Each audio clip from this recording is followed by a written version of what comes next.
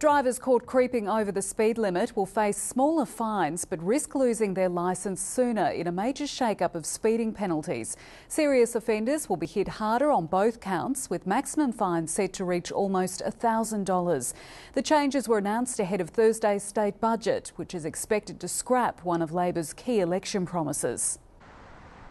It's not exactly a happy snap, but from September these cameras won't elicit quite as much anger from some motorists. The fine for low-level speeding will fall from $320 to $210, but there is a trade-off, an extra demerit point. What we know is that it's the threat of loss of licence that affects your average driver. At the other end of the scale, drivers caught speeding significantly will face much tougher fines and lose more demerit points.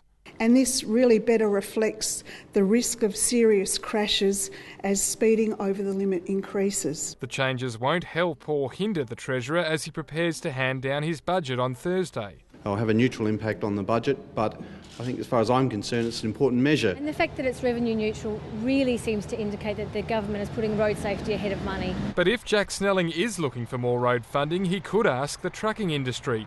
In fact, it's volunteering to help pay for future road upgrades by paying tolls. The only reason we haven't used them is a fellow called Mike Rann had a fixation about not having tolls, and it was an ill-considered proposition. We're not saying you have to put it on cars, it can just be on trucks. The Treasurer won't change Labor's tune on toll roads, but Jack Snelling is preparing to jettison another key election promise made by Mike Rann.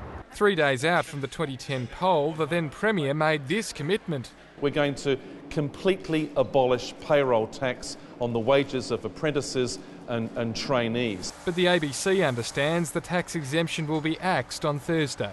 We thought they'd come to their senses, and instead of that it seems that they've introduced it just to get across the election, and now they're withdrawing it. Employers look to these incentives to give them a reason to employ young people who are badly needed in industry and for the future of the state. Right now, the government needs money, and this policy is worth more than $25 million a year. Nick Harmson, ABC News, Adelaide.